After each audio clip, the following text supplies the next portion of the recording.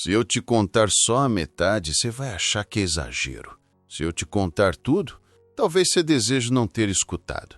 Mas escuta assim mesmo, porque tem coisa que, se não for dita, apodrece dentro da gente. Meu nome é Adão Ribeiro, tenho 87 anos e carrego cada um deles nos ombros, nas mãos e principalmente nos olhos. Nasci em 1936, numa cidadezinha do interior chamada Tupanciretã, bem no fundão do Rio Grande do Sul. Naquele tempo, o menino crescia com o pé rachado, cara suja de manga e dente de leite faltando. Mas também crescia com riso fácil, viu? E eu era feliz antes dela. É engraçado dizer isso, né? Que eu era feliz. Porque quando a gente fica velho, o povo acha que tudo virou dor, saudade ou doença. Mas não. Teve um tempo que o mundo era pequeno e bom. Começava no colo da minha mãe e terminava na risada do meu pai. Minha mãe chamava-se Mariana, mas todo mundo conhecia como Mari. Era mulher de fala mansa, cabelo bem preso no coque e aquele olhar que fazia a gente abaixar a voz sem ela precisar dizer nada. Ela fazia pão toda quinta, bolo no sábado e caldo grosso nas noites de frio. Não era estudada, mas tinha um poder. Inventava histórias como se tivesse um teatro dentro da cabeça.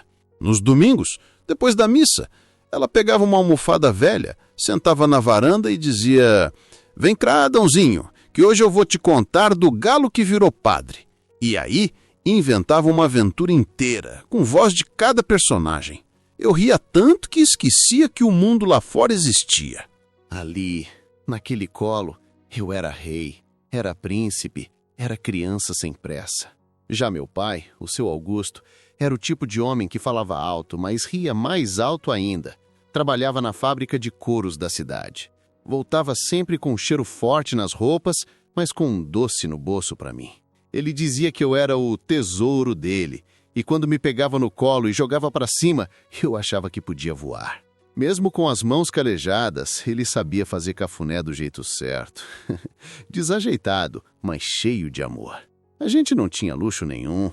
A casa era simples, com fogão a lenha e telhado que chorava quando chovia demais. Mas era lá. A mesa sempre cheia de cheiro bom, mesmo que fosse só arroz, ovo e farinha. Eu dormia num colchão de palha, com o som do rádio de válvula contando as notícias do mundo. E achava tudo mágico. Na escola, as carteiras eram de madeira torta. E a professora usava um vestido que nunca mudava. Eu não era o mais esperto, mas era curioso. Gostava de escrever meu nome bem grande no caderno e decorar poesias para impressionar a dona Marlene, que tinha paciência até com os bagunceiros. E nos intervalos, a gente jogava botão feito com tampa de garrafa e apostava pedaço de pão com banha. Riqueza de verdade. O quintal era meu parque. Tinha um pé de goiaba que era meu esconderijo e uma cerca de arame onde eu pendurava um mundo que eu inventava. Tinha dia que eu era cavaleiro. Tinha dia que era padre. Tinha dia que era nada. Só um piá sujo de terra e feliz da vida. Eu lembro de um dia em especial. O pai chegou mais cedo do trabalho, me pegou no colo e disse: "Hoje não tem porco nem fábrica. Hoje é dia só teu." Me levou para pescar no açude do seu Dante. Não pegamos nada, mas ele me deixou usar o anzol grande e aquilo para mim foi como ganhar uma medalha. A mãe preparou broa de milho naquela noite, me deixou raspar a tigela e ainda deu um pedaço quente com manteiga.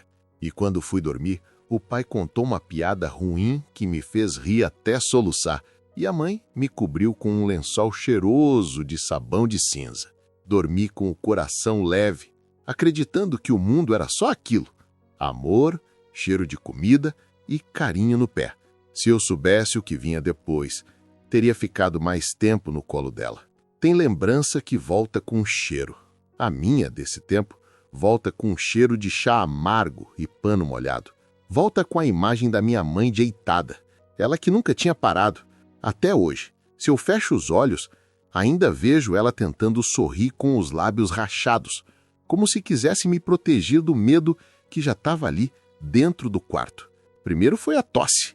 Não era tosse de gripe, era uma tosse funda que sacudia o peito dela.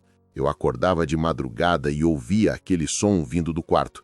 A mãe tentava abafar, tossia virada para a parede, mas eu escutava igual. Depois vieram as tonturas. Um dia ela estava mexendo no fogão, deixou cair a colher dentro da panela e ficou segurando o balcão, pálida. Meu pai correu, segurou ela pelos ombros e eu vi o olhar dele pela primeira vez sem saber o que fazer. Os adultos começaram a aparecer. Vizinhas que eu nunca via dentro de casa passaram a vir trazer chás, rezar terço, cochichar na cozinha. Eu ficava atrás da porta tentando entender. Falavam baixo, mas eu pescava umas palavras. Fraqueza, pulmão, Deus queira que não seja. Quando eu entrava, o cochicho parava e vinha aquele silêncio pesado. E minha mãe lá, deitada, tentando sorrir, chamando meu nome baixinho. O quarto dela mudou de cheiro. Antes era sabão de cinza, café fresco, cheiro de lençol no sol. De repente virou cheiro de remédio, pano úmido e vela acesa. Eu subia no banquinho do lado da cama, segurava a mão dela. Aquela mão que sempre foi quente e firme, parecia cada vez mais leve, fria, como se fosse escorregar da minha. Ela ainda me passava a mão no cabelo, mas o toque dela já não tinha força. Era só sombra do que foi. Meu pai virou outro homem. Sempre foi de falar alto, de chegar brincando, de me pegar no colo e girar, mas começou a chegar mudo do trabalho. Chapéu na mão, olhar para o chão. Sentava à mesa, mexia no prato, comia quase nada. Às vezes fazia piada forçada para mim, mas a voz falhava. À noite eu ouvia o rangeiro do piso do quarto, ele andando para lá e para cá. Uma vez, espiando pela fresta, vi ele sentado na beira da cama, a mão no rosto, os ombros balançando. Eu nunca tinha visto meu pai chorar. Naquele dia, eu vi, mas fingi que não. A mãe foi ficando cada vez mais fraca. Não conseguia mais levantar. Eu comecei a levar água para ela, ajeitar o travesseiro, fazer o que uma criança nem sabe direito. Lembro que um dia ela pediu para eu sentar bem perto. Me abraçou devagar, encostou a boca no meu ouvido e disse: "Meu Adãozinho, seja bom, seja forte." Eu não entendi o porquê daquilo. Só senti que alguma coisa estava se despedindo de mim. Eu não lembro do dia exato que ela morreu, só dos pedaços. O céu estava cinza, como pano de chão, a casa cheia de gente estranha. Eu sentado no degrau da porta com um carrinho de madeira na mão, olhando o quintal. Uma mulher que eu não conhecia se abaixou, me abraçou, falou alguma coisa que eu não entendi. Eu ouvi os sapatos arrastando no corredor, vi o corpo sendo levado, enrolado num lençol. Meu pai atrás, chapéu apertado contra o peito, os olhos vermelhos, mas secos. Eu não entendi tudo, mas senti como se metade de mim tivesse ido junto naquele lençol. Depois disso, a casa virou outra. O fogão, mesmo aceso, parecia frio. O rádio fazia barulho demais. Os cômodos eram grandes demais, vazios. Meu pai ainda tentava cuidar de mim, esquentava comida, me ajudava a fazer tarefa, mas ele também estava quebrado. O rosto dele envelheceu de repente. Às vezes eu acordava de madrugada e ele não estava na cama. Ficava sentado no quintal, fumando, olhando nada. A comida começou a faltar. Não era fome grande, mas era prato ralo. Ele saía cada vez mais cedo, voltava cada vez mais tarde, e eu ficava sozinho, cuidando da casa do jeito que dava. Tentava repetir o que a mãe fazia, mas não saía igual. A farinha grudava no fundo da panela, o arroz ficava duro, faltava a mão dela, o cheiro dela, a voz dela. Até que um dia, meu pai chegou mais cedo, mas não trazia doce no bolso nem sorriso na cara. Sentou na beira da minha cama, passou a mão na minha cabeça e respirou fundo. "Adão, vou te levar para a casa da tia Rosa", ele disse. Eu fiquei olhando sem entender. "Lá você vai ter comida certinha, escola, companhia. É só até eu me ajeitar." Ele tentava sorrir, mas o sorriso saiu torto, os olhos marejados. Eu senti um aperto no peito. Não queria sair dali, mesmo com tudo frio, mesmo sem mãe. Era minha casa, era o meu lugar. Ele me abraçou. Foi um abraço estranho, apertado, demorado. "Você vai gostar de lá. Ela vai cuidar de você." Eu só balancei a cabeça. Não tinha força para falar. Ele então olhou nos meus olhos e disse: "Seja forte, meu filho." Foi nesse dia que ele me disse para ser forte. E eu não entendi que ser forte era aprender a sofrer quieto. E se você chegou até aqui, não se esqueça de se inscrever no canal, deixar o seu like e de me dizer de onde é que você está me ouvindo. A casa da minha tia ficava a umas 2 horas de onde eu morava. A estrada era de terra, cheio de pedra solta, com os barrancos carcomidos pela chuva. Fomos de carroça emprestada. Meu pai dirigindo calado, eu sentado do lado dele, agarrado numa sacola com 2 camisetas, uma bermuda e uma escova de dente. O balanço da estrada sacudia meus pensamentos, mas não derrubava o nó na garganta. Meu pai parecia ter encolhido uns 3 dedos, só falava quando o cavalo empacava, e mesmo assim era um resmungo. Chegamos no meio da tarde. O sol já começava a descer, pintando de laranja a cerca branca da casa dela. A primeira coisa que me chamou a atenção foi o portão. Branco demais, reto demais, parecia recém-pintado. Tudo ali era limpo demais, alinhado demais, como se o tempo passasse mais devagar só para não fazer bagunça. Ela apareceu na varanda antes mesmo da gente bater palma. Tinha um vestido verde escuro, com botões até o pescoço, o cabelo bem preso, a pele esticada, como se fosse de cera, cheiro forte de perfume doce, daqueles que gruda no nariz, e um sorriso que parecia mais ensaiado do que sentido. Mas que mocinho mais lindo! Ela disse, abrindo os braços. Eu hesitei. Meu pai empurrou de leve minhas costas. Fui. Ela me abraçou, mas era um abraço diferente, apertado demais e frio, como se estivesse medindo minha coluna com o peito. Ele vai ficar bem aqui, Rosa, só até eu conseguir ajeitar as coisas. Claro que vai. Vai ser como um filho para mim. Ela olhou para mim, segurou meu rosto com as 2 mãos e repetiu com a voz mansa demais, como se fosse meu. O pai não demorou. Era como se ele soubesse que quanto mais ficasse, mais difícil seria. Me abraçou, passou a mão no meu cabelo e disse de novo, seja forte, tá? Depois subiu na carroça e foi embora. Nem olhou para trás. Fiquei parado vendo o pó da estrada subir atrás das rodas. A tia colocou a mão no meu ombro e disse, vamos, vou te mostrar seu quarto. A casa dela era outra coisa. A sala tinha um sofá coberto por plástico. A mesa da cozinha era de madeira escura, lustrosa, sem uma migalha. Tudo brilhava. Não tinha cheiro de comida, nem de café passado. O ar parecia parado. Cada passo que eu dava fazia o chão ranger alto demais. Aqui não tem bagunça, entendeu? Ela disse sorrindo. Bagunça atrai coisa ruim. Mostrou o quarto. Cama bem esticada, travesseiro duro, lençol engomado. Não tinha brinquedo, não tinha nada nas paredes. Parecia quarto de visita que ninguém usa. Eu sentei na beirada da cama sem saber se podia encostar. Vai tomar banho, ela disse. A viagem levanta poeira. Eu disse que podia sozinho. Ela riu. Que isso, menino? Ainda é pequeno. Deixa que eu te ajudo. Ela entrou no banheiro comigo. A banheira era funda, a água morna. Ela me fez tirar a roupa com calma, tudo em silêncio, só o barulho da água enchendo. Começou a esfregar sabão nas minhas costas, nos braços, depois nas pernas. Tem que aprender a ser limpo, Adãozinho. Menino limpo cresce direito. O jeito como ela falava aquilo me deixou desconfortável, mas eu não sabia por quê. Ela passava a mão devagar, às vezes apertava, às vezes parava tempo demais em certos lugares. Eu me mexia, mas ela ria. Calma, tô só limpando. Eu não tinha vocabulário, nem coragem, nem clareza. Só sabia que tinha alguma coisa estranha ali. Me sentia nu demais, não só por fora.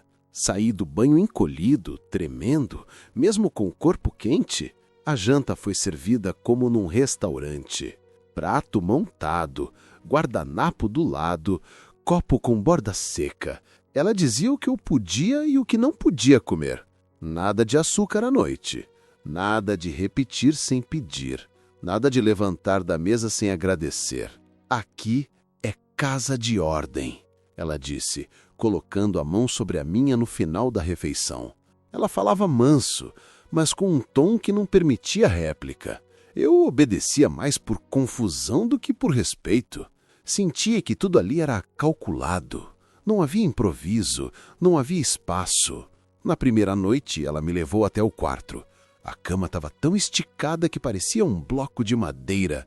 Ela me cobriu, ajeitou o lençol até o queixo e fez um carinho demorado na minha testa. Se precisar de mim, é só chamar, ela disse, e deixou a porta entreaberta. Assim você não sente medo. Mas o medo naquele lugar era outra coisa. No começo eu ainda achava que tudo aquilo era cuidado. A tia falava com uma voz tão doce que às vezes parecia cantiga. Tem que aprender a ser limpo, Adãozinho, repetia toda vez que me chamava para o banheiro. Era quase um ritual. Ela mesma enchia a banheira, testava a temperatura da água com o cotovelo, pegava um sabão branco grande e começava o que chamava de banho completo. Mas a cada dia eu sentia mais o corpo encolher e a alma ficar apertada. Eu comecei a perceber que os banhos estavam ficando mais longos. Primeiro eram 10 minutos, depois 20, meia hora, sempre com aquele cheiro forte de sabonete perfumado que entrava no nariz e ficava até no travesseiro. Ela não deixava eu lavar nada sozinha. Se eu tentava passar o sabão no braço, ela tirava da minha mão. Ainda não sabe, deixa eu ensinar direito. E vinha com as mãos dela, esfregando de cima a baixo, demorando demais em lugares que eu não entendia por que precisavam ser esfregados tanto assim. Comecei a tentar não me sujar. Parecia besteira, mas era meu jeito de fugir. Não brincava mais na rua de terra que tinha atrás da casa, não subia mais no pé de goiaba do vizinho, nem corria atrás das galinhas. Voltava da escola limpinho, mesmo que os outros meninos me chamassem de fresco. Era só para não precisar do banho. Mas ela arranjava motivo igual. Mesmo limpo tem que lavar. O corpo acumula poeira que a gente não vê. E eu ia, calado, porque ainda não sabia dizer não. Um dia eu tomei coragem. Entrei no banheiro antes dela. Fechei a porta por dentro e tentei me lavar sozinho. Abri a torneira, enchi um pouco a banheira, passei o sabão rápido no corpo. Achava que se eu saísse pronto, ela ia deixar passar. Quando terminei, botei a roupa às pressas. Mas quando abri a porta, ela estava lá, encostada no batente, sorrindo. Um sorriso que não era de alegria. Era fino, frio. Achou que podia se virar sozinho?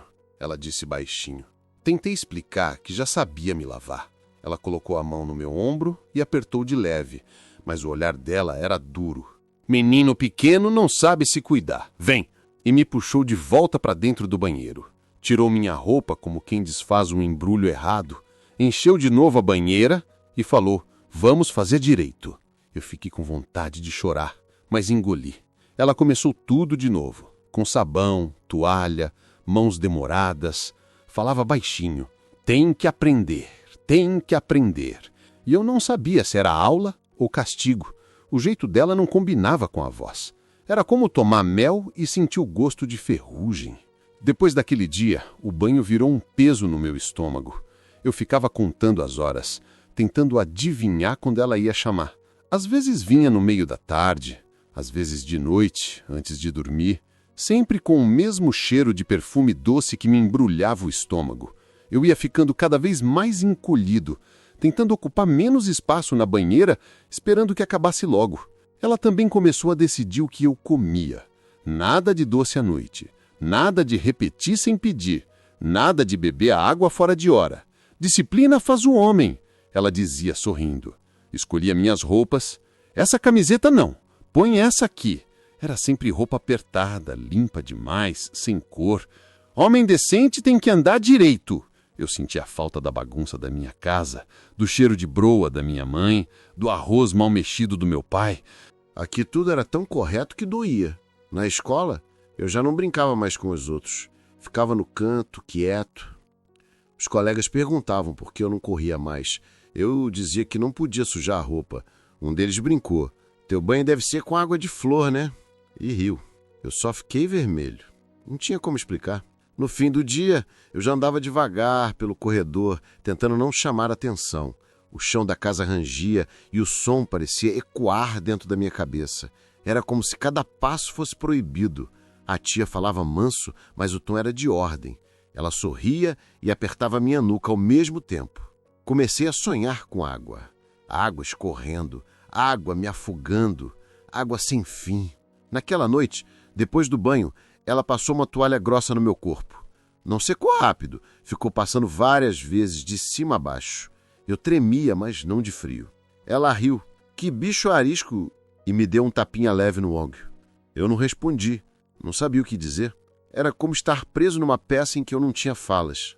Fui para o quarto com o corpo limpo demais e a alma suja de um jeito que eu não entendia. Me deitei na cama, esticada como tábua, puxei o lençol até o pescoço, fiquei olhando para a porta. Ela estava entreaberta, sempre entreaberta.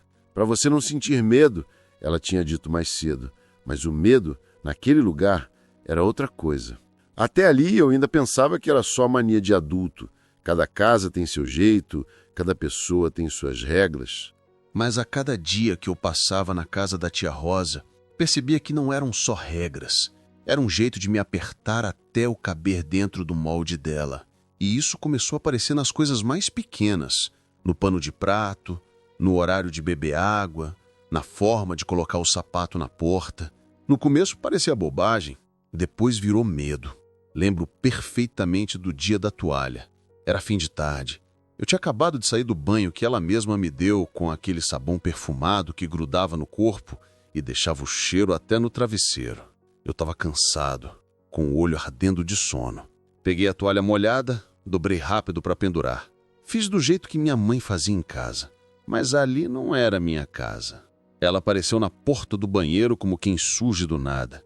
Tinha o mesmo sorriso de sempre, aquele sorriso fino que nunca mostrava os dentes. Menino relaxado cresce torto, disse com a voz mansa.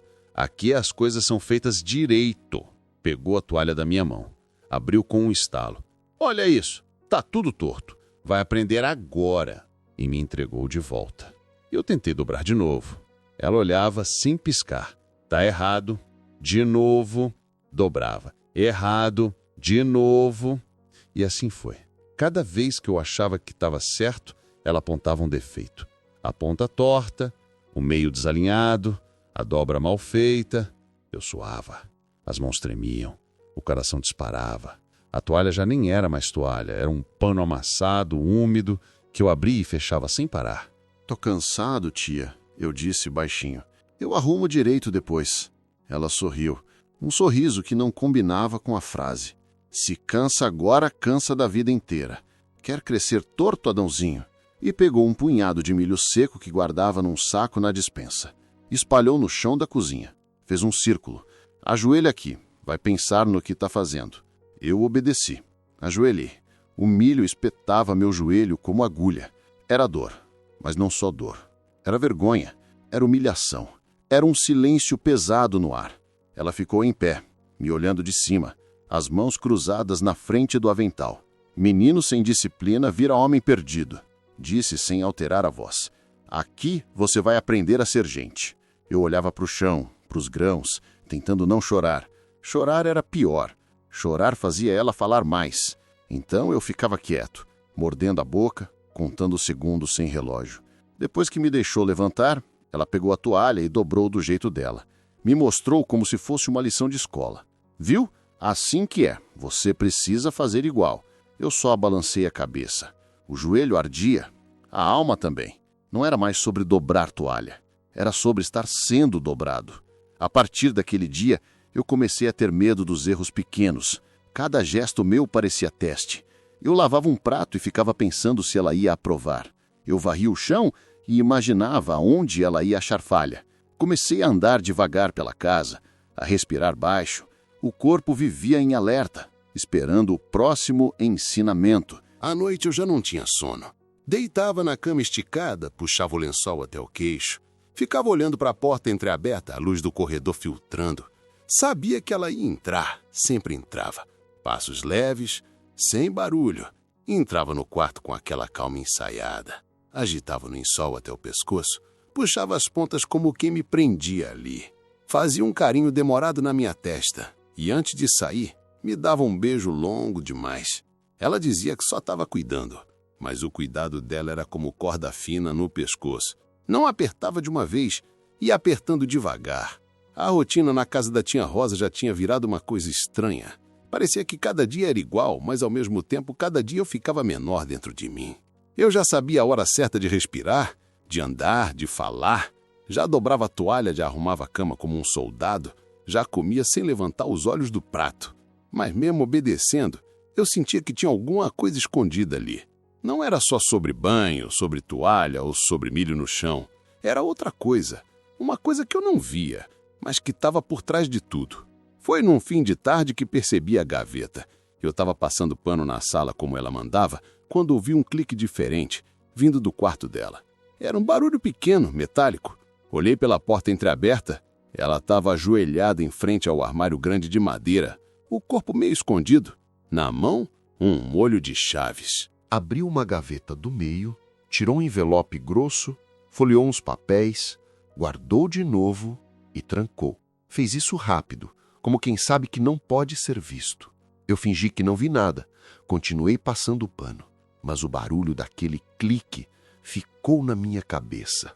Depois que ela saiu, fui ao quarto para pegar o balde de água. Passei devagar pelo armário, como quem não quer nada. A gaveta estava lá, trancada, e colado no canto, um monte de envelopes amarelados com o nome do meu pai escrito. Senti um aperto. Toquei, mas não puxei. O coração batia tão forte que parecia que ia estourar. Nos dias seguintes, comecei a reparar melhor. Nunca chegava carta para mim, nem bilhete do meu pai. Eu sabia escrever, mas não tinha endereço para enviar. Quando eu perguntava se tinha alguma notícia dele, ela dizia que não, que ele estava ocupado, que homem trabalhando não tem tempo para papel. Mas o olhar dela fugia. Eu ficava pensando nos envelopes, nas cartas que nunca chegaram, e começava a sentir uma coisa nova. Raiva. Uma raiva tímida, que vinha e ia, misturada com culpa.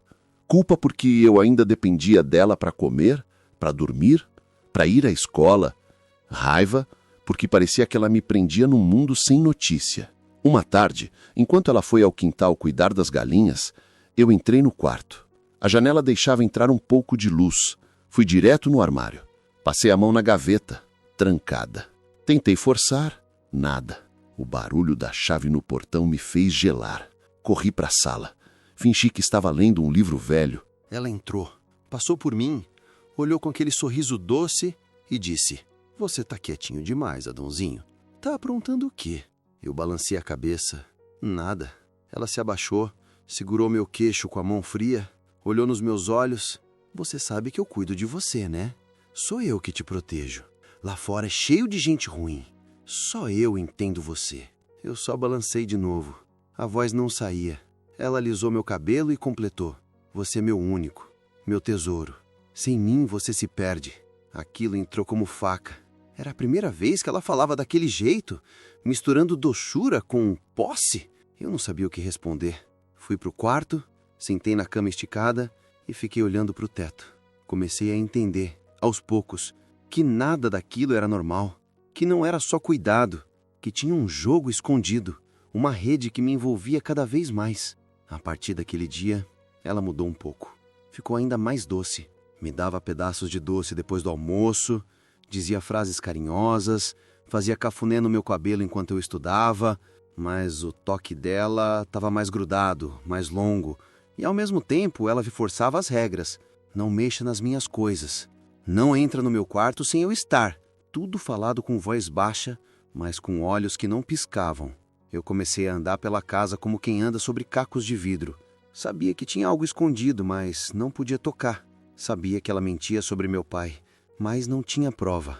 À noite, ficava imaginando se ele escrevia cartas, se ele queria me buscar. Se ele me tinha esquecido, cada pensamento desses fazia meu estômago embrulhar. Uma noite, quando ela veio ajeitar o lençol, eu estava acordado. Fingi que dormia. Ela passou a mão na minha testa, demorou demais, suspirou perto do meu ouvido e sussurrou: "Você é só meu." Eu fechei os olhos com força. Não entendi direito, mas entendi o suficiente para ter medo. Era como estar dentro de um quarto sem janela, com a porta trancada do lado de fora. Foi nessa época que comecei a desejar ir embora. Nem sabia para onde, só queria sair dali, mas ao mesmo tempo sentia culpa. Ela era minha tia, falava que me amava, fazia comida, comprava roupa. Como eu podia odiar alguém que dizia cuidar de mim? Essa confusão foi virando nó no peito, um nó que eu não conseguia mais desatar. Na escola, eu estava cada vez mais quieto. O professor perguntava se estava tudo bem e eu dizia que sim. Os colegas me chamavam para brincar, eu recusava. Comecei a ficar magro, os olhos fundos. Às vezes ficava com a sensação de que todo mundo via alguma coisa em mim, mas ninguém falava. E a gaveta continuava lá, trancada, como um coração fechado, cheio de segredos que eu ainda não podia ler. A janela da sala era meu pedaço de liberdade. Pequeno, estreito, escondido por trás das cortinas pesadas de renda que a tia Rosa mantinha sempre impecáveis. Eu descobri que se puxasse só um pedacinho do pano, dava para vir à rua, e era o suficiente. Do outro lado, a vida parecia bater forte. Era a bola rolando na terra, era a menina pulando corda, era moleque com a cara suja de goiaba. Eu ficava horas ali, parado, com o queixo encostado no vidro, lembrando de quando eu também podia ser só menino. O riso das crianças chegava até mim como cutucada no peito. Eu sentia a memória latejar, o cheiro do quintal da minha mãe, a correria atrás das galinhas, a roupa suja de terra sem ninguém reclamar. Aquilo me invadia e doía. Não era só saudade, era vontade. Era como se meu corpo todo dissesse, vai lá. Mas eu ficava quieto, escondido, porque atrás de mim sempre tinha o cheiro doce do perfume da tia Rosa, como sombra que não largava. Um fim de tarde, ela me pegou espiando. Eu nem ouvi os passos, só senti a mão dela no ombro. A voz veio suave, mas firme, como sempre. Lá fora é perigoso, Adãozinho. Aqui você tá protegido. Fiquei mudo. Ela olhava para a rua como se estivesse vendo um abismo. Mas eu via era a liberdade. Olhei para a cara dela tentando entender o que havia de tão perigoso. Só vi o mesmo sorriso treinado, frio, que ela usava para tudo. Eu quis perguntar, protegido de quê? Mas não perguntei. Engoli as palavras e fiquei parado. Nessa noite quase não dormi. O barulho da bola quicando, dos gritos, dos risos, ficou na minha cabeça como música proibida. Sonhei que corria descalço, que ralava o joelho, que caía na poeira e ria. Quando acordei, meu corpo tremia como se ainda estivesse correndo. Foi nesse dia que decidi que ia abrir o portão. Esperei. Esperei o momento certo. A casa sempre tinha um silêncio fundo, mas eu aprendi a escutar. Esperei ela se trancar na cozinha, mexendo em panela. Meu coração parecia bater no pescoço. Fui devagar até a porta da frente. O portão branco lá fora me chamava, tão perto e tão longe. Coloquei a mão na maçaneta. Girei devagar. O ferro gemeu alto, alto demais, como se gritasse. Antes que eu pudesse empurrar, ouvi um barulho atrás. Virei. A tia Rosa estava caída no chão, a mão no peito, a boca aberta como quem sufoca. Ai, ai, meu coração! Ela gemeu, o rosto pálido. O sangue sumiu do meu corpo. Corri até ela, ajoelhei. Tia! Tia! Gritei apavorado. Ela arfava, fechava os olhos, fazia barulho como quem ia morrer ali mesmo. Eu não vou sair. Eu juro, eu não vou sair. Falei rápido, o desespero escorrendo pela boca. Minhas mãos tremiam. Eu não sabia o que fazer. De repente, ela abriu os olhos, respirou fundo, devagar, e se sentou, como se tivesse voltado da beira da morte. Olhou para mim, segurou meu rosto com força e disse mansa, tá vendo o que você fez comigo? Nunca mais faz isso. Eu chorei. Pedi desculpa como se tivesse cometido um crime. Ela me abraçou, passou a mão no meu cabelo, falou perto do meu ouvido. Você não precisa de nada lá fora. Eu sou tudo que você tem. Fiquei sem ar. Era como se tivesse sido enjaulado com palavras. Naquela noite, fiquei deitado sem conseguir dormir. O quarto parecia menor. As paredes vinham para cima de mim. A culpa me consumia. Eu acreditava que quase tinha matado a única pessoa que dizia me amar. E ao mesmo tempo, dentro de mim, uma voz pequena dizia, ela tá mentindo. Mas eu não conseguia acreditar nessa voz. Era mais fácil acreditar que a culpa era minha. Depois disso, nunca mais cheguei perto do portão. Não precisei de corrente, não precisei de chave. Ela me prendeu com teatro, com um gemido, com a cena do desmaio. Eu comecei a acreditar que sair era crime e ficar era castigo, disfarçado de proteção. E assim fui entendendo. A casa dela era grande, mas não tinha nenhuma porta que eu pudesse abrir sem medo. Na escola, meu corpo estava presente, mas minha cabeça vivia em outro lugar. Antes eu corria, brincava de bolinha de gude, subia em árvore. Agora só arrastava os pés, comia o pão duro do recreio em silêncio e passava o resto do tempo olhando para o chão. Minha testa pesava de tanto esconder o olhar e o corpo carregava as noites mal dormidas.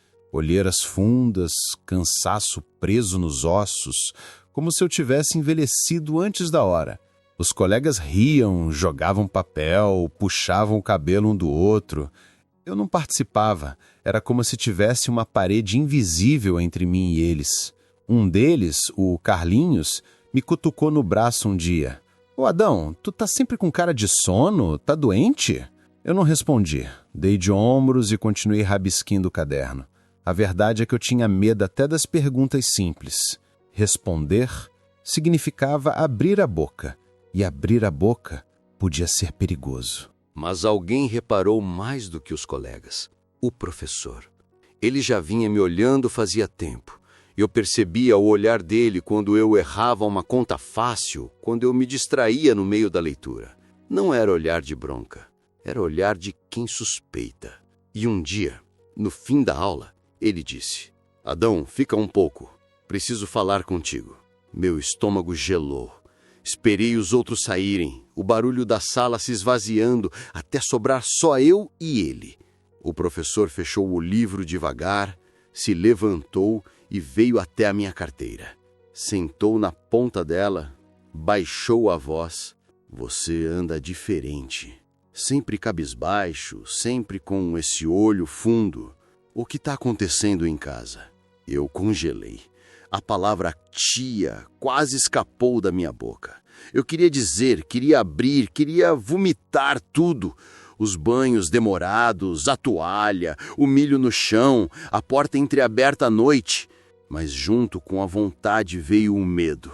E no meio da cabeça, a voz dela. Lá fora é perigoso. Só eu te entendo. O professor esperou. Não me apressou. Colocou a mão leve no meu ombro, como quem oferece abrigo. Pode confiar em mim, Adão. Não vou te fazer mal. Senti os olhos marejarem. A língua coçou para falar, mas travou. As palavras ficaram presas, engolidas como pedra. Balancei a cabeça, baixei os olhos e murmurei. Nada, professor. Só tô cansado. Ele suspirou. Me olhou de novo, fundo, como quem sabe que tinha mais coisa ali, mas não insistiu. Se levantou e disse apenas: quando quiser falar, eu vou escutar. Saí da sala com as pernas moles. O corredor parecia maior do que nunca. Por dentro eu gritava: por que não falei? Por que não aproveitei? Mas logo vinha um outro pensamento, o mais forte. E se ela descobrir? E se ela souber que abri a boca? Esse pensamento era como corrente, e eu obedecia. Cheguei em casa no fim da tarde. A tia estava na porta, parada, como se já soubesse. O sorriso dela não apareceu. Os olhos eram 2 pregos. O professor conversou contigo, não foi? Perguntou direto. Senti o corpo inteiro tremer. Foi! Ele perguntou se eu estava cansado. Ela não piscou. Deu 2 passos para frente, até ficar tão perto que eu podia sentir o perfume doce dela. Baixou a cabeça, encostou a boca perto do meu ouvido e disse com a voz fria: você falou alguma coisa que não devia? Eu engoli seco. Não, tia, não falei nada. O silêncio durou mais do que eu aguentei. Ela me olhou fixo, depois passou a mão devagar no meu rosto. Acariciava, mas os dedos apertavam um pouco, como quem ameaça sem precisar levantar a voz. Menino mentiroso, apodrece por dentro! Sussurrou. Senti o chão escapar. Passei o resto da noite me perguntando: será que eu tinha deixado escapar alguma coisa? Será que o professor ia contar para alguém? Será que eu tinha inventado tudo? Deitei na cama e fiquei encarando o teto. Comecei a desconfiar da minha própria memória. Às vezes, eu lembrava dela me obrigando a dobrar toalha até o joelho sangrar. Mas depois vinha o pensamento: será que eu exagerei? Será que não foi tão ruim? Eu começava a duvidar até da minha dor. E aí percebi que o veneno dela tinha entrado de vez. Eu já não tinha certeza de nada, nem de mim, nem do meu corpo, nem do que via. Tudo parecia embaralhado, como se a vida fosse um livro que alguém rasgava páginas e colava de novo na ordem errada. O rádio era o orgulho da tia Rosa. Não era só um aparelho, era um troféu, uma prova de que a casa dela era diferente das outras. Enquanto vizinhos se contentavam com conversa na varanda ou fofoca na venda, ela se orgulhava de dizer que ouvia o mundo dentro de casa. Ficava na sala, em cima de uma mesinha baixa, coberto por uma toalhinha bordada. Eu não podia nem respirar perto dele sem ouvir: "Olha o cuidado, menino! Esse rádio vale mais que muita gente!" E eu acreditava. Ele tinha mesmo um brilho especial. Eu ficava fascinado pelo som que saía dali. Aquela voz metálica dos locutores, as músicas com chiado, as notícias de cidades que eu nem sabia onde ficavam. Era como uma janela para fora. Mas não era minha, era dela. Naquele fim de tarde, a casa estava silenciosa. A tia Rosa tinha ido ao quintal dar milho para as galinhas. Eu estava varrendo a sala, tentando cumprir direitinho como ela ensinava. Varre de um lado, puxa a sujeira para o canto, nunca deixa restinho de pó. Mas o cabo da vassoura era maior que eu, e quando virei de lado, sem querer, o joelho bateu na mesinha. O rádio escorregou devagar, como se o tempo tivesse desacelerado, e caiu no chão. O barulho foi seco, grave. Primeiro a tampa traseira se abriu, depois um estalo metálico. Eu paralisei. O coração disparou. O rádio estava deitado no chão, com uma válvula solta e o fio meio torcido. O cheiro de poeira que subiu parecia fumaça de incêndio. Antes que eu pudesse me abaixar, ouvi os passos dela entrando pela porta. Não eram passos apressados, eram firmes, controlados. Ela parou na entrada da sala, olhou para o rádio, olhou para mim. Eu esperava um grito, um tapa, um escândalo, mas o que veio foi pior: o sorriso. Aquele sorriso fino, manso, que sempre vinha antes da parte mais cruel. Caiu sozinho, foi? Ela perguntou, como se comentasse o tempo. Engoli seco. Eu bati sem querer, tia. Ela se aproximou, abaixou-se devagar e pegou o rádio com as duas mãos, como se fosse uma criança machucada. Colocou de volta na mesinha, ajeitou a toalhinha bordada por cima e disse na maior calma: "Então você vai sentir o peso das suas ações." Saiu da sala e voltou com um punhado de milho seco. Espalhou os grãos no chão, formando um monte pequeno. Depois, me pegou pelo braço, me empurrou até ali e me entregou o rádio. Ajoelha, segura e não solta. O rádio era pesado, quase do tamanho do meu peito. Os joelhos ardiam assim que encostaram no milho, mas eu obedeci. Sempre obedecia. Ela ficou em pé, braços cruzados, olhando. "Segura firme, Adãozinho. Esse é o peso do que você faz sem pensar. Cada erro tem um preço." A voz dela era suave, como uma professora explicando matemática, mas cada palavra entrava em mim como faca. O rádio esmagava meus braços, o milho entrava nos joelhos como agulha, e ainda assim o que mais doía era o tom dela. Não era fúria. Não era bronca, era calma. A calma de quem acredita que está certa. O tempo não passava. Eu tremia, o suor escorria pela testa, o peito doía. Olhada de relance para ela, mas ela não piscava. Apenas sorria, com os olhos frios. "Vê como é pesado, Adão? Assim é a vida de quem erra." As palavras ficaram gravadas. Eu comecei a acreditar que tudo que eu tocava estragava, que eu era peso, que eu era erro. Não sei quanto tempo fiquei naquela posição. Minhas mãos doíam de tanto segurar, meus joelhos ardiam, a respiração era curta. Quando finalmente ela mandou parar, eu mal consegui levantar. Coloquei o rádio de volta na mesinha como se ainda estivesse inteiro, como se pudesse ser consertado só com cuidado. Ela ajeitou a toalhinha bordada por cima, como se nada tivesse acontecido. Não falou mais nada, apenas saiu da sala com passos leves. Achei que à noite ela viria com o ritual de sempre. Ajeitar o lençol, passar a mão na testa, dar o beijo demorado. Mas não veio. Não veio passo nenhum no corredor, não veio sombra na porta, não veio voz sussurrida. O silêncio dela foi mais pesado que o rádio, mais cortante que o milho. Deitado ali, sozinho. Comecei a desejar que meu pai viesse me buscar. Fechava os olhos e imaginava a carroça chegando, o rosto dele iluminado, o braço forte me levantando do chão. Imaginava ele dizendo de novo que eu era o tesouro dele. Mas quando abri os olhos, só tinha o teto duro da casa da tia Rosa. Ele nunca veio, o portão nunca se abriu, e eu fiquei aprendendo que até a ausência podia virar castigo. Depois do castigo do rádio, eu comecei a sentir que precisava gritar de algum jeito. A voz presa dentro de mim já não cabia mais. Eu obedeci em tudo. Dobrava a toalha até a ponta alinhar, arrumava a cama como um soldado, comia em silêncio sem levantar os olhos do prato. Mas mesmo assim parecia que eu estava apagando por dentro. Só tinha um pensamento que me segurava. Meu pai. Se ele soubesse como era. Se ele lembrasse de mim, talvez me tirasse dali. As lembranças dele eram minha última resistência. A voz chamando o meu tesouro, a risada alta quando voltava da fábrica, o braço forte me jogando para cima como se eu pudesse voar. E eu me agarrava nisso quando a tia me olhava com aqueles olhos duros. Mas os dias iam passando e nenhuma notícia chegava. Nenhum bilhete, nenhuma carta. E eu sabia que ele sabia escrever. Tinha visto minha mãe redigir bilhetes curtos para ele, pedindo sal, pedindo querosene, pedindo para não esquecer o presente de Natal. E ele sempre respondia.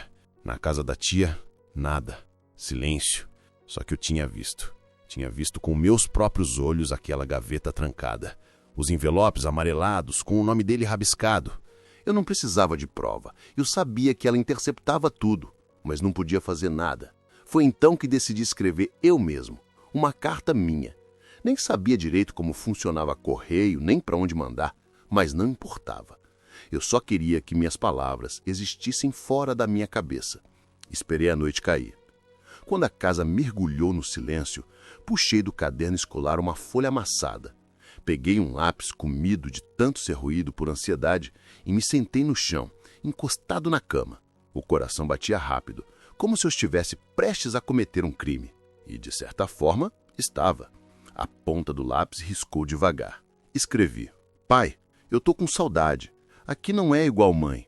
Eu não sei explicar, mas dói. A tia fala que cuida de mim, mas não é igual mãe, não é igual pai.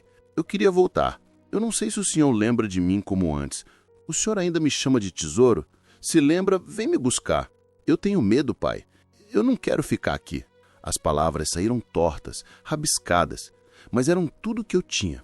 Li e reli várias vezes, o olho ardendo. Dobrei a folha devagar, como se fosse vidro que podia quebrar.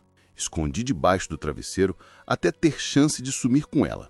Na manhã seguinte, esperei a tia se ocupar no quintal com as galinhas. Corri até o fundo do terreno, onde havia um pé de limão meio torto. A terra ali era fofa. Cavei com as mãos, as unhas enchendo de barro, até abrir um buraco pequeno. Coloquei a carta dobrada e cobri de novo. Apertei a terra com a palma, como quem sela um pacto. Olhei para o céu e pensei, agora é tua vez. Leva isso até ele. Não deixa lachar. Voltei para dentro com uma chama no peito. Era pequeno, mas era meu. Um segredo só meu. Passei o resto do dia alimentando a esperança. Imaginei meu pai encontrando a carta de algum jeito. Imaginei ele chegando de carroça, batendo palma no portão, me chamando pelo nome. A cena era tão viva que eu quase acreditava. Mas no outro dia, quando fui conferir, a terra estava mexida. Cavei rápido, com o coração disparado. O buraco estava vazio. A carta tinha sumido. Eu paralisei. O chão parecia me engolir. Não havia vento que levasse, não havia bicho que comesse papel. Só podia ser ela. Ela tinha achado. Tinha lido. Sabia agora tudo o que eu sentia. Voltei para dentro com a alma na mão. Esperei o castigo, o milho, a bronca, qualquer coisa. Mas ela não disse nada. Me serviu o almoço como sempre, com aquele sorriso manso, e perguntou se eu queria mais feijão. Eu mastigava com medo, esperando o veneno vir depois. Não veio. O silêncio dela foi pior do que qualquer surra. De noite deitei na cama dura. Fiquei olhando para o teto, pensando se meu pai algum dia tinha escrito de volta. Se tinha tentado me alcançar e ela tinha escondido. Ou se ele simplesmente não pensava mais em mim. E a carta que eu enterrei, que deveria ser minha salvação, virou minha maior prisão. Agora ela sabia que eu queria fugir. Foi nesse dia que percebi. Nem a terra era confiável. Nem o chão estava do meu lado. Até o lugar onde eu tentava esconder meus segredos parecia trabalhar para ela. E a esperança que eu tinha enterrado junto com aquela carta ficou ali, soterrada. Nunca mais vi. Depois disso, passei a acreditar que não tinha saída, que eu era prisioneiro até dos meus próprios pensamentos, e que até minha saudade podia ser roubada. O peso da carta sumida ainda me acompanhava quando tudo mudou de novo. Depois daquele dia, passei a viver desconfiando até dos meus próprios passos. Eu andava devagar, como se o chão pudesse contar segredos. Falava pouco, com medo de que até o silêncio denunciasse. Era um estado de vigília constante, meus olhos abertos mesmo quando eu dormia. E no fundo, um buraco que crescia, feito de saudade do meu pai e de raiva misturada com culpa. Mas o corpo também falava. A cada toque dela, eu encolhia mais. Eu já não queria banho, não queria cafuné, não queria beijo na testa. Tudo que vinha dela era como faca embrulhada em veludo. Parecia macio, mas cortava. Eu não sabia ainda dar nome, mas sabia que não queria. E foi num desses dias que aconteceu. Era noite. Eu estava deitado, fingindo dormir. O quarto estava escuro, só a fresta da porta deixava entrar um fio de luz do corredor. O coração batia rápido, como sempre batia naqueles minutos de espera. Eu sabia que ela vinha. Sempre vinha. E veio. Passos leves, a sombra crescendo na parede. Ela entrou, sentou na beira da cama. O colchão afundou de leve. Meu menino, ela murmurou. Esticou a mão e começou a ajeitar o lençol, puxando até o queixo, como fazia todas as noites. Só que, dessa vez, quando a mão dela encostou na minha testa, eu tive um impulso. Foi rápido, instintivo. Afastei a cabeça. O movimento foi pequeno, mas foi tudo. O ar na sala mudou. Ela congelou. A mão ficou suspensa por um segundo que pareceu uma eternidade. Depois, lentamente, recuou. Eu continuei de olhos fechados, fingindo que dormia, mas por dentro tremia. Ela não falou nada. Não beijou minha testa, não ajeitou mais nada. Apenas levantou, caminhou até a porta e saiu. O corredor ficou no escuro completo. Pela primeira vez, ela não deixou a porta entreaberta. Fechou inteira, como se me trancasse lá dentro. O silêncio que veio depois foi diferente. Não era o silêncio comum da casa, cheio de regras invisíveis. Era um silêncio frio, pesado, carregado de algo que eu não sabia explicar. Como se naquele gesto de recusa eu tivesse mexido em algo que ela não podia controlar. Nos dias seguintes, percebi a mudança. Ela não deixou de me dar comida, não deixou de me mandar à escola, mas o jeito era outro. O sorriso parecia colado, sem brilho, os toques diminuíram. O meu tesouro virou apenas menino. Havia um distanciamento calculado, como se ela estivesse medindo meus limites. E, pela primeira vez, eu percebi que ela também podia sentir medo. Não medo como o meu, de castigo ou silêncio, mas medo de perder o controle, medo de que eu escapasse de alguma forma, mesmo sem abrir o portão. Essa percepção me deu uma força estranha. Eu ainda era só um garoto, preso num mundo que não me pertencia, mas entendi que podia dizer não, mesmo que fosse apenas com um movimento da cabeça. Que podia resistir sem palavras, sem gritos. Resistir com o silêncio também. Mas, ao mesmo tempo, o peso aumentava. Porque se antes eu tinha medo de tudo que vinha dela, agora eu tinha medo também do que podia acontecer quando eu recusava. Passei a viver nesse fio fino, entre aceitar e sufocar, ou recusar e provocar um abismo que eu não sabia onde dava. À noite, no escuro, eu lembrava da carta enterrada, das palavras que nunca chegaram ao meu pai. Lembrava do rádio quebrado, da toalha dobrada, do milho no joelho, e pensava que talvez minha resistência fosse tão pequena que nem contava. Mas mesmo assim, lá no fundo, eu sentia que aquele movimento de afastar a testa tinha aberto uma fresta. Pela primeira vez, eu não era apenas o objeto do cuidado dela. Eu era alguém que podia negar. E essa pequena negação, por menor que fosse, acendeu dentro de mim um fogo tímido, mas real. Ir à feira com a tia Rosa era ao mesmo tempo castigo e alívio. Castigo porque ela nunca largava minha mão.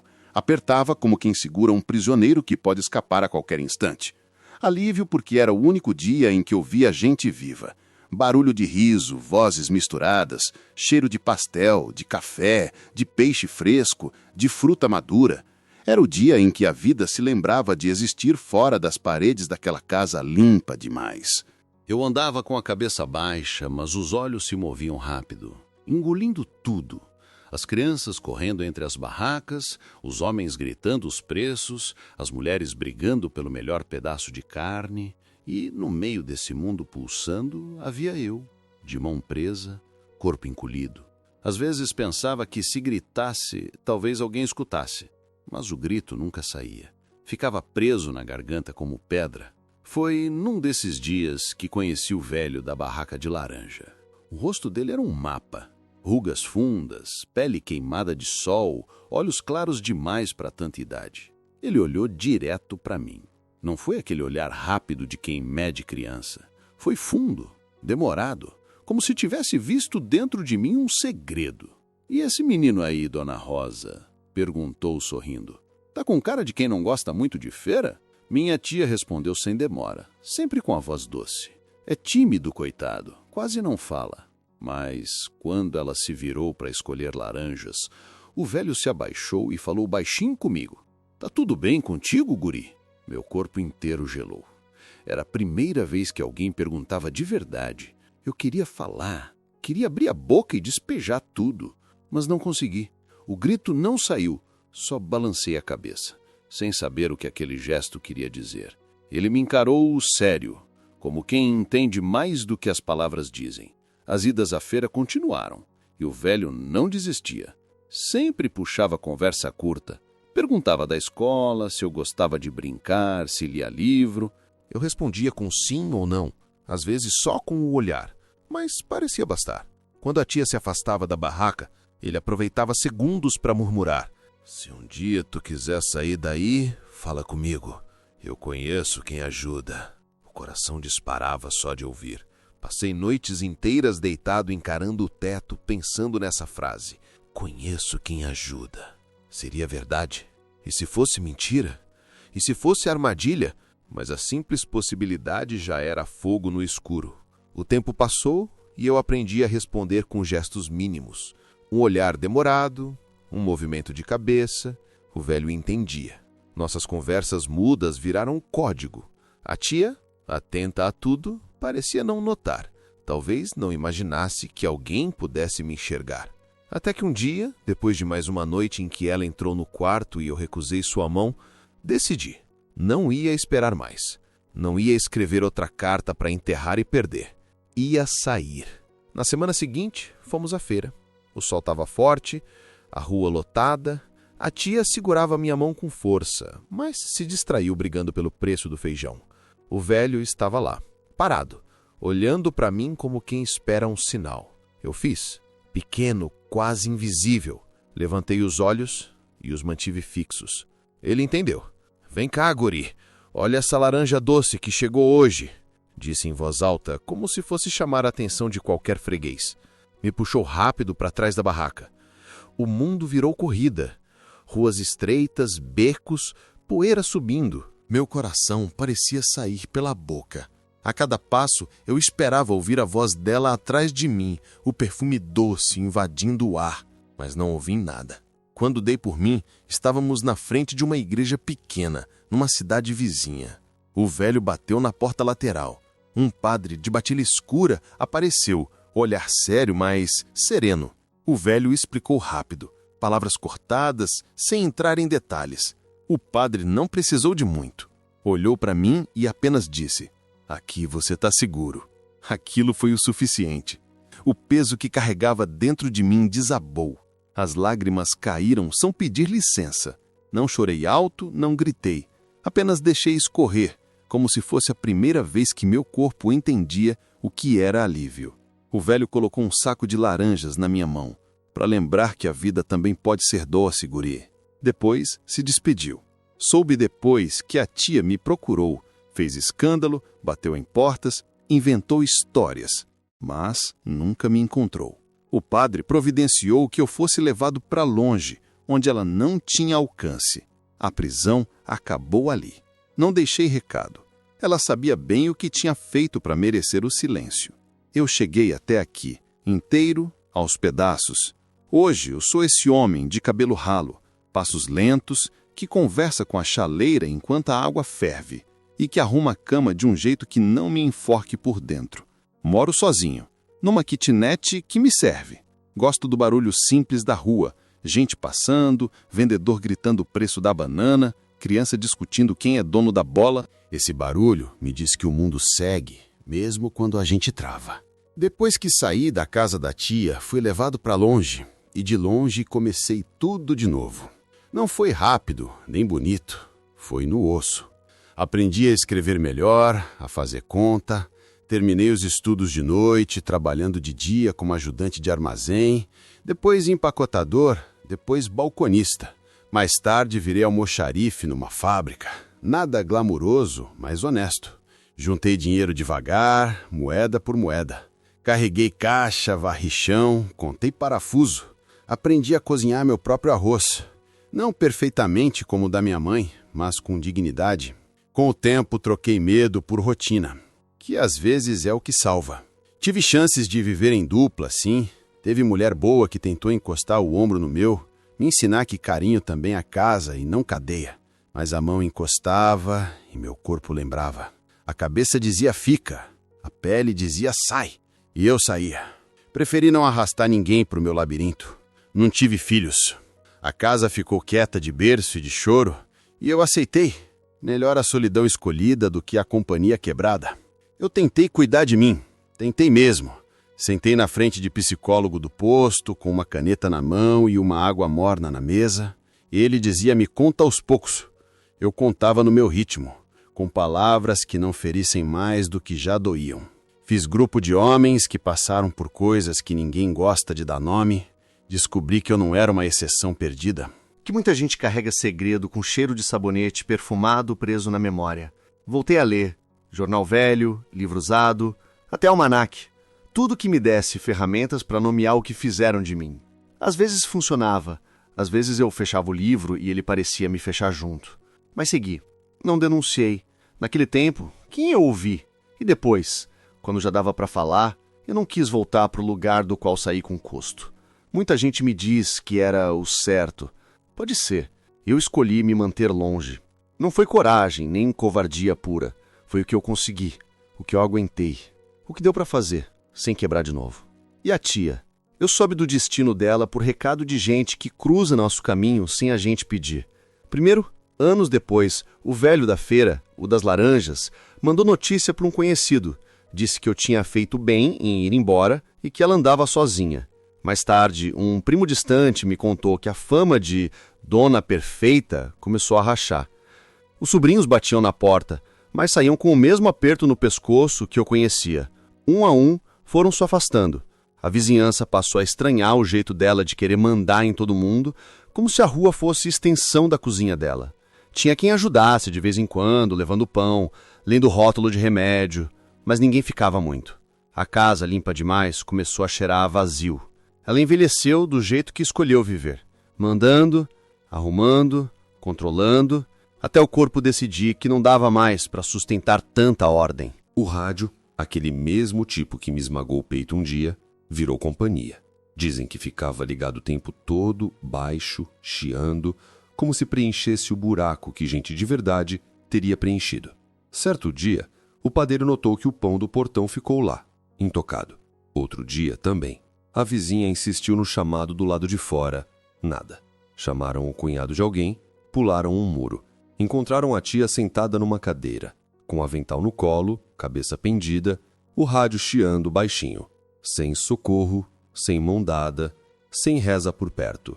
Sem ninguém para ouvir o último suspiro que, pelo visto, nem foi preciso. Morreu cercada pelo mesmo vazio que ela jogou em mim tantas vezes. Não teve voz chamando seu nome, não teve colo, não teve ruído de gente, teve só aquele som torto do aparelho velho. O silêncio que ela usou como ferramenta nos outros, no fim, sentou à mesa com ela. É isso, o mundo dá volta. Às vezes tarde, mas dá. Perguntaram se eu queria ir ao enterro. Não quis, eu não devia presença. Presença minha nunca foi de graça. O que eu devia a mim mesmo era continuar respirando sem voltar para a cadeia antiga. Fiquei em casa naquele dia. Fiz café, abri a janela, deixei o vento mexer a cortina e, Por um instante, senti paz. Não por vingança.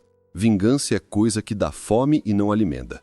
Fui paz de quem sabe que sobreviveu ao que era para ter virado pó. Mesmo assim, não minto. O peso dela nunca saiu de mim por completo. Eu tenho dias de susto que não combinam com minha idade. Às vezes, na fila do mercado, alguém passa com um perfume doce demais e meu corpo endurece, como se estivesse pronto para um castigo antigo. Eu rio de canto para disfarçar, mexo no relógio, finjo que é nada, só que o corpo lembra. O corpo é um arquivo que a gente não sabe apagar. E tá tudo bem eu dizer que ainda dói de vez em quando. Dói menos, mas dói. Sobre perdão, cada um dá o nome que quiser pro que aguenta. O meu foi distância. O meu foi construir rotina que não me enforcasse.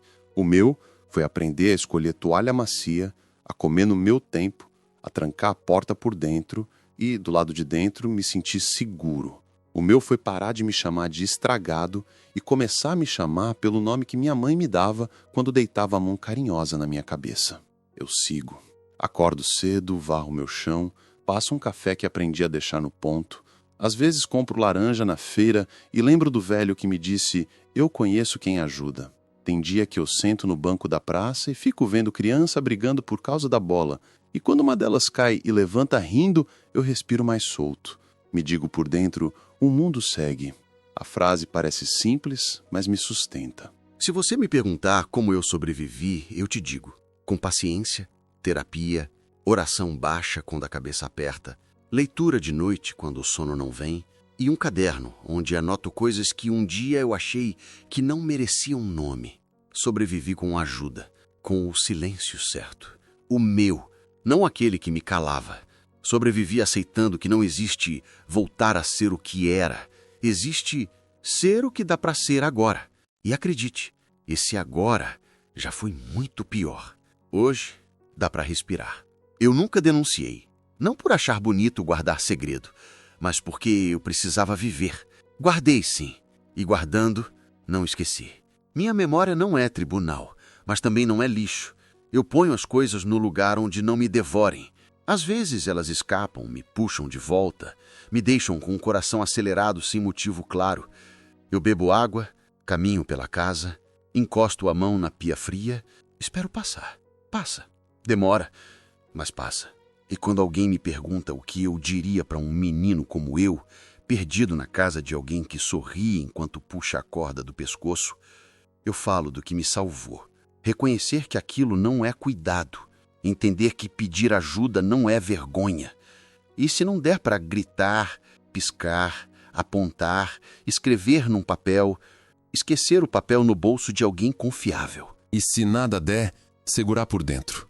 Do jeito que der, até a fresta aparecer. Ela aparece, às vezes por mãos que vendem laranja. Tenho idade de sobra para saber que justiça quando vem, vem torta. A dela veio do jeito possível. Sozinha, sem plateia, com o rádio chiando no fundo. A minha veio de outro jeito. Essa paz miúda que eu sinto quando fecho a porta e sei que quem manda aqui sou eu. Não tem toalha enforcando ninguém, não tem portão que eu não possa abrir. Ainda hoje, de vez em quando, eu sinto no ar aquele perfume doce, grudado em lembrança velha. Bate um enjoo, eu faço chá de boldo, sento, respiro, deixo passar. Não passa totalmente não, mas passa o bastante para eu continuar. E continuar para mim já é vitória. Ela dizia que era para eu ficar limpo, mas foi nela que eu descobri que a sujeira mais pesada é a que ninguém vê. E se você gostou desse relato, não se esqueça de se inscrever no canal, deixar o seu like e de me dizer de onde é que você está me ouvindo.